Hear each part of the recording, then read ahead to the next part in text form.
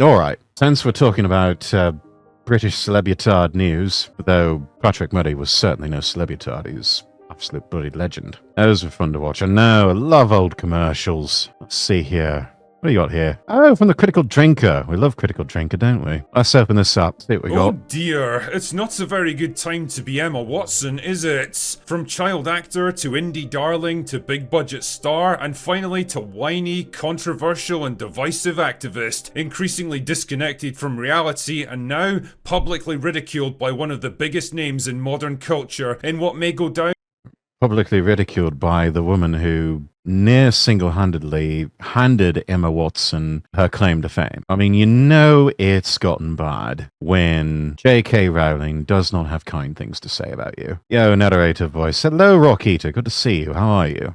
as the most savage dressing down in history. Ever since she exploded onto the big screen with the Harry Potter franchise, her acting has carried her to the very cusp of A-level stardom before it all came to a shuddering halt in one of the most baffling acts of career self-sabotage outside of Rachel Zegler. It's Hollywood, baby. A woman who pinned her reputation, her public image, and her entire worldview on whatever happened to be most popular at the time, never considering that the cultural winds might change and what's popular today might not be popular tomorrow. Oh, but when a plan so comes saddle together. up, dear viewer, grab your wizarding wands and whatever other stupid shit they use in Harry Potter, and let us examine the crash and burn of Emma Watson.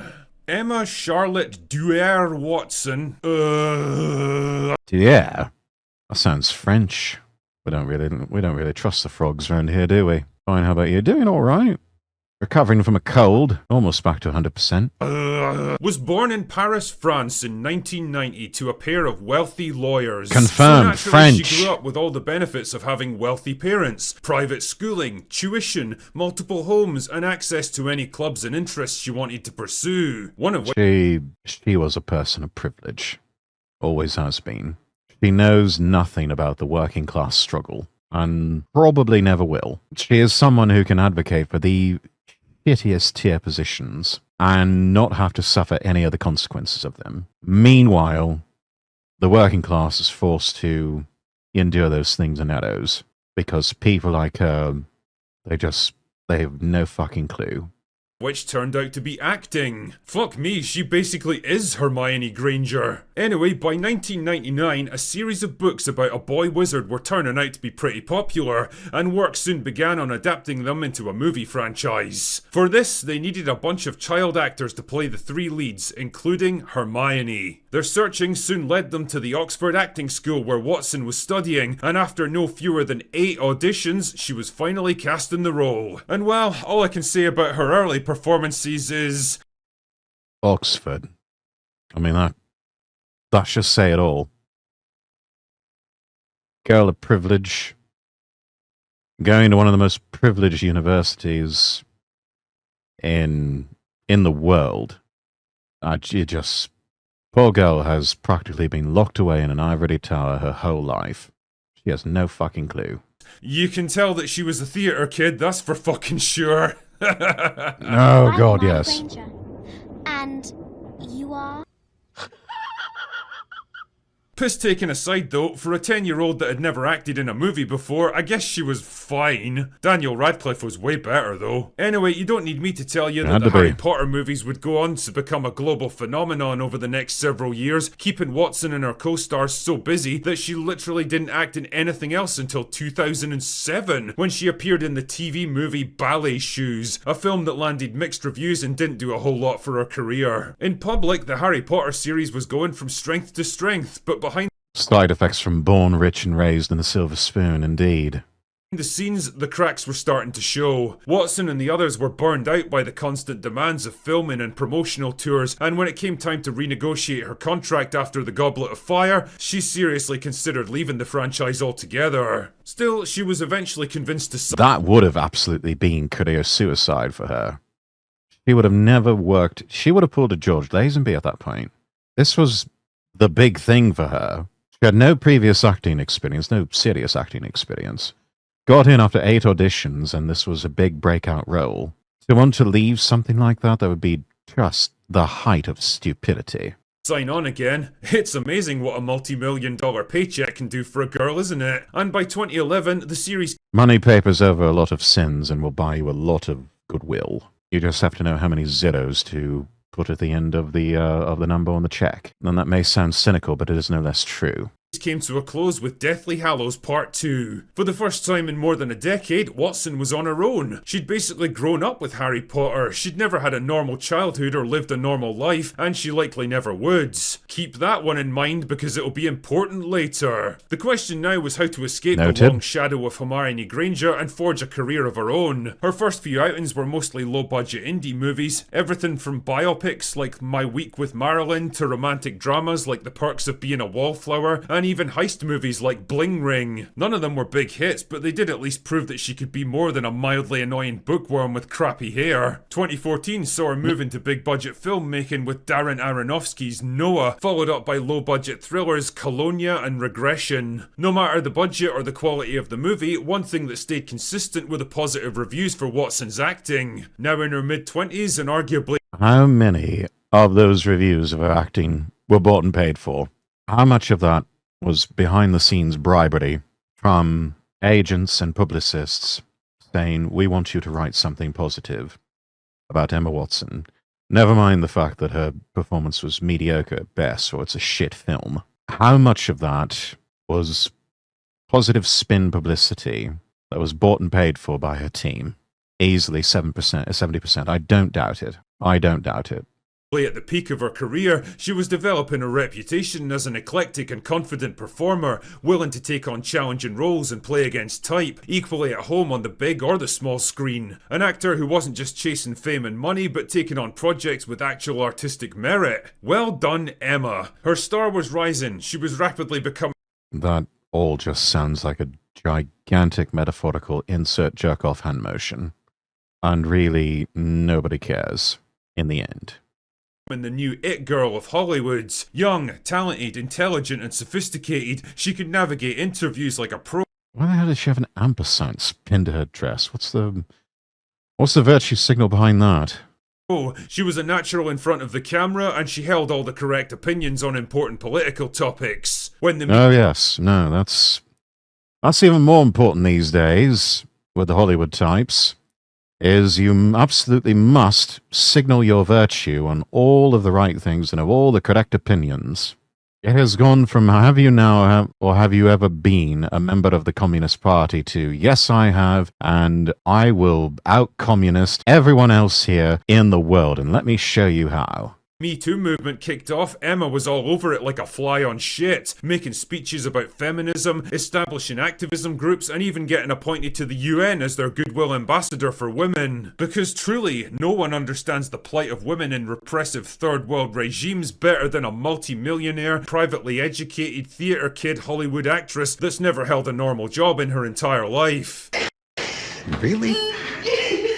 But more on... Yeah, that again shows no idea. She really is an embodiment of, a stereotypical embodiment of the globalist elite. These people who have never had to work hard for anything in their lives. And they have no concept of what struggle is really like. For them, struggle is, what dress is she going to wear today? Or what pair of shoes is she going to wear? What's she going to have for lunch? Which next movie role or television part is she going to take? Admittedly, good problems to have. Most of us would trade our problems for hers any day. But still, we are talking about a person who has no concept of struggle. Will probably never have any concept of what genuine struggle is like. And she's totally insulated from the consequences of what she advocates for, while the rest of us have to suffer. On that later. Pretty soon, Watson wasn't content just to make speeches in front of rooms full of elderly politicians who probably wished they were literally anywhere else. She was bringing her activism directly into the movies she starred in. The live-action Beauty and the Beast was rewritten at her request to make Belle into an inventor and engineer because... girls get it done. Her political worldview could best be described as I support current thing, also known as the Mark Ruffalo technique. Gay! No matter the issue, no matter the so complexity... fucking gay, fake, and retarded. Absolutely fake, gay, and retarded. You could say that Emma Watson herself is fake, gay, and retarded. And you would probably be right. Hear the nuance, you could pretty much guarantee that Emma Watson would be right there in the thick of it, pushing whatever the progressive consensus happened to be at the time. She was less of a person with her own opinions and ideas, and more like a series of safe, politically correct talking points wrapped up in a flesh suit, all delivered A globalist NPC, in other words. Peak hypocrisy. Yeah, probably. with the kind of sneering upper-class British disdain that can only truly come from playing life on easy mode from the day she was born. But just like an overloaded cauldron filled with the wrong ingredients, problems were a-brewing, dear viewer. Remember the lady who wrote all those wizarding books? Well, it turns out she'd become quite rich and famous over the years, and as a big raging progressive feminist herself, she and Emma were marching in lockstep on almost every issue. All except one. It turns out that the wizarding lady had a few issues with the T part of LGBT and began voicing her concerns with increasing volume. And the reaction from the other side was, well, how can I put this? Now Emma was in Yes. Otherwise known as coping, molding, seething, reen. a bit of a tricky spot because she'd made it her mission in life to support current thing, but now the wizarding lady who she owed her entire career and stardom to was openly attacking one of the most sacred parts of current thing. What to do? Should she stand firm beside her friend of 20 years and back her up? Should she maintain a dignified silence and refuse to get drawn into a fight that Both of those options would have been sufficient. Both of those options, and probably even the second one there, would be the best thing. As the character from Dallas, J.R. Ewing, once said, never pass up an opportunity to shut up. And in her case, shutting up would have probably been for the best. To the point they hate bomb players who stream or play Hogwarts Legacy. Yeah, I'm not even much of a Harry Potter fan. I am strongly tempted to play Hogwarts Legacy, if only for the fact that it will just send the ungodly into a tizzy and absolutely piss them off. I would play Hogwarts Legacy just to get the hate watchers at this point. I'm sorely tempted. I'm sorely tempted. It's hella worth it. You know what? I think we'll do that. Let me see how much Hogwarts Legacy is going for on Steam. Is it available on Steam? It is! And the Digital Deluxe Edition is only $13.99. We are adding that to the cart. Oh, and there's DLC for $3.99. Yeah, we're getting it. Done. Purchased. I have it. I will play it one weekend, thanks to the autumn sale. Yes. it wasn't hers? Or should she turn her back on the wizarding lady, hang her out to dry, and make increasingly passive-aggressive attacks against her? We all know where this is going, chat. Because, gentlemen, it is with deep regret that I must inform you, women. I think you can guess which one she chose. Yes. And the thing is, that all worked great when Emma seemed to be on the side of current thing and the wizarding lady definitely wasn't. The problem with current thing though is that eventually it tends to change, and by 2025 the cultural winds had shifted dramatically. Public opinion on the issue was changing, and suddenly the wizarding lady wasn't seen as the evil witch who had to be defeated anymore. Now people were beginning to actually listen and even openly support her, and it began to occur to Emma that she might have backed the wrong horse on this one. Yeah. Yes, because people are not happy with the transgender community as a whole. They have been probably the most insufferable lot out of all of LGBT. To the point now where you've got the LGB wanting an international divorce from the T portion of LGBT. And can you blame them? But I don't know if it's really going to be possible. I don't think people are going to be able to make those distinctions anymore. You've got 1/4 of that of the entire alliance that is in danger of taking down the whole thing and setting back whatever progress they have made over the past decade or two, and all because they just couldn't help themselves, because they decided to give a platform to autogynephiliacs and to people who wanted to be a little bit too close to children in drag, or even not with drag, read them stories and do all sorts of other sussy things that we look back and we're thinking, what the fuck were we doing back then? What were we even thinking? In my opinion, they should have TQI plus as its own, as it's linked to gender identity, whereas LGB is linked to sexuality. Probably the better path to go with. I don't know if people have the capacity to make those distinctions. It's all already been lumped together. It's pretty hard to separate it. It's almost like you have a gigantic vat of oil and water, and you've got a strainer to try and get the oil out, but the mesh is just too big, because a lot of people are just that grug-brained. So I don't think it's going to work.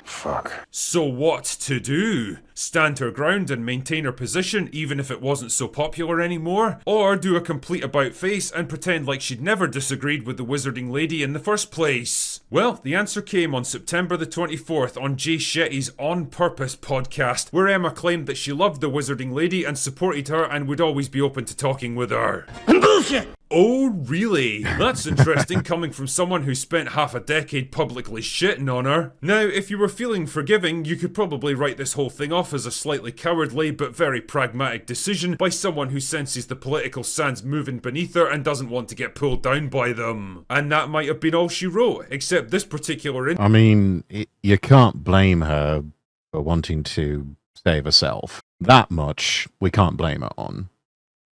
interview came to the attention of the Wizard. Damn, I can't say anything on LGBT because if I do, people say I'm doing hate speech. Well, we don't really believe there's such a thing as hate speech around these parts. The only thing I ask is that people don't violate terms of service for Twitch, YouTube, or Kick. Which you don't really have to worry too much with Kick. YouTube and Twitch, on the other hand, yeah. Lady, who until now had stayed pretty quiet on the topic of young Emma. Not anymore, as it turned out, when she decided to deliver the mother of all dressing downs a couple of days later in a very lengthy Twitter post calling out Watson as a spineless grifter, a shameless opportunist, a fair weather friend, and a spoiled privileged brat that had never worked a day in her life and was only trying to cozy up to her again because it was politically safe now. Yeah. You had your opportunity to show your loyalty, and you didn't do it. And people remember stuff like that. People will remember when you showed them loyalty. I know I certainly do. I was just talking about this with my mod team. I had to drop the ban on somebody who very publicly shat all over me and thought it would be okay to slide back into stream chat one day and just act like nothing even happened. I'm like, you must think I'm an idiot. You must think I'm an idiot. I mean, I will admit to you, I was born at night. I was not born last night. And if you think that I wouldn't see the shit you're talking about me for clout, just to chase clout, and you think I wouldn't have a problem with that, you're mistaken. So that person is gone. There's actually a few people who did that, and seriously thinking about dropping the ban hammer on them as well. People think I don't see these things. People think I don't find out about these acts of disloyalty. I do, and I remember. And as I've said before, you get one shot with me. You blow it. That's it. You're done. These two in particular, they had one shot. All they had to do was either not say anything at all, which I can respect that. I can respect just saying I don't want to get involved. Perfectly fine with that. Be even more appreciative if they said something in defense of me. You know, even something as tepid as, oh, you've all got him all wrong. He's really not that bad of a chap. He's, you know, you're making a mountain out of a molehill here, blah, blah, blah. You know, even something like that, I would greatly appreciate anytime someone does something like that. But I also respect if you don't want to get involved and just say, you know what, I'm going to remain silent on this. But no, they just had to go for that little crumb of clout at my expense. And perhaps they thought that I wouldn't see it. I did see it. I saw what they did. And at least one of them, I called them out on it. And even then, they didn't really seem to care. They were more interested in their own problems and just very nonchalant, almost like they didn't even mean it. Where they just said, yeah, you're right, I probably should have just gone to you first instead of saying something. Yeah, it was almost like it was a throwaway line for them. It's like, oh yeah, I have to throw him a bone, but can we please focus on these other things about me that are just so fucking important right now? No, we're not going to do that.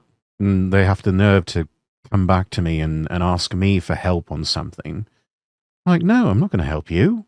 You publicly threw me under the bus. I'm not going to help you. Why should I help you after the way you treated me? Do you not understand how these things work? the unmitigated gall of some people to shit all over me and then ask me for help. Can I play those games? I like playing whack fuck with the hammer. Yeah. My point with all of this is loyalty still means something in this day and age, and it is far more valuable in this world than clout. Some people have forgotten how to show loyalty to other people. Some people are just that fucking selfish. I show loyalty to people.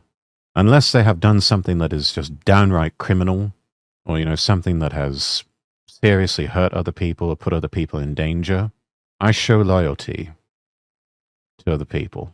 But you pull some shit like what these people did, that loyalty ends. You're nothing to me. These were people that I knew. These were people that I had streamed with and collabed with before. And it would have been so easy to just hit me up in the DMs and say, "Oi, Rex, what's going on here? What's your side of all of this?" That right there would have absolutely made my day. Someone saying, "Hey, I've been hearing about this thing. Somebody's trying to give you shit publicly about something you said. I want to get your side of the story on this because you're a friend." Because, that's what friends do, presumably, is that they listen to their friend's side of the story first. But no, I guess that was a bit too much effort for them. Much easier to just glom on and chase clout and talk shit about me and throw me under the bus.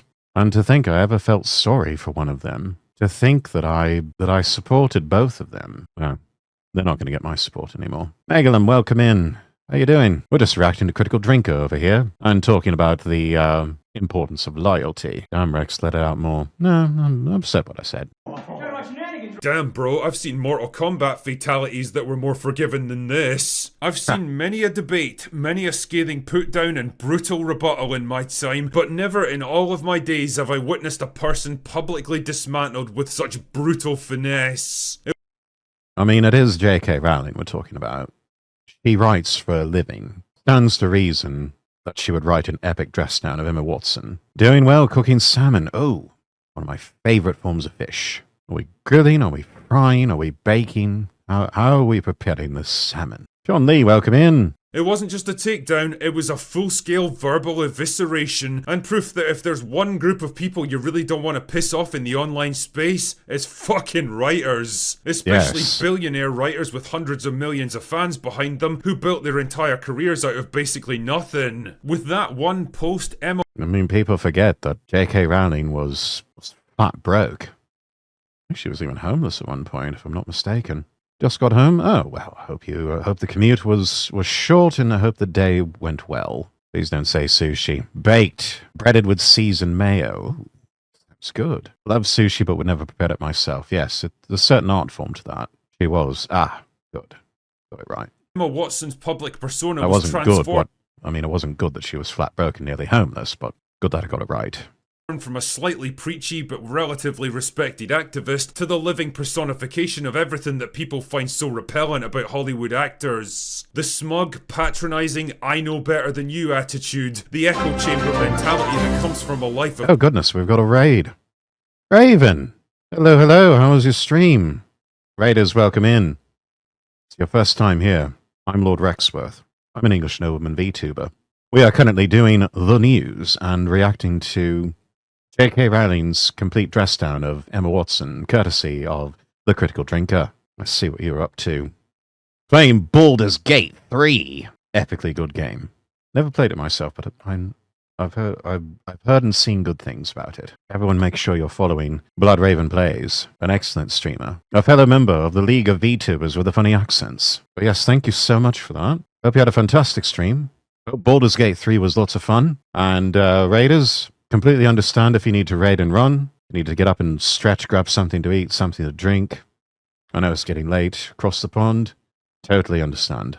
My bestie. Hell yeah. Privilege and luxury, the mindlessly predictable conformity masquerading as sophisticated intellectualism, and worst of all, the willingness to abandon any position the moment it becomes unpopular. She wasn't just opinionated and insufferable, she was a coward. And for someone who built their entire brand on fearlessly speaking truth to power, well, that was the most damaging revelation of all. I mean, how can you speak truth to power if you are an avatar for power yourself? Which, let's face it, considering all the connections and all the UN influence that Emma Watson has wielded in recent years, she is the power. How can you speak truth to power if you yourself are part of the power structure? I don't think you can. Certainly not with a straight face, though Emma Watson has always been a theatre kid at heart, so she's always had a bit of a gift of acting. I don't know. The funny accents, how dare, but yes, Baldur's Gate was good. It's 3:50 a.m. that late. Well, that's pretty early in the morning, I'd say.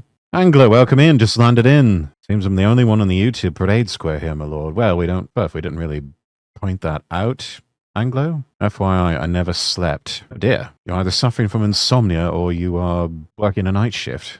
By the way, bless you, sir. So what's next for Emma Watson? Can she possibly claw her way back from this? Well, her movie career basically ended 5 years ago when she pulled the plug on acting to focus on activism, so I don't really know if there's any momentum left behind her, even if she wanted to make a comeback. She's 35 now, which isn't exactly old, but it ain't exactly young either, and it's hitting definitely the not a good wall. age to try to build your career back up after wasting your prime years in the wilderness. She's not likely to make much progress as an activist either now that her cover's been blown and she's willing to soften her position on the whole tea issue. Because if there's one thing that particular group of activists won't accept, it's betrayal. So it kind of feels like she's fucked either way. Emma Watson really is proof that if you stand for nothing, well, you'll fall for anything.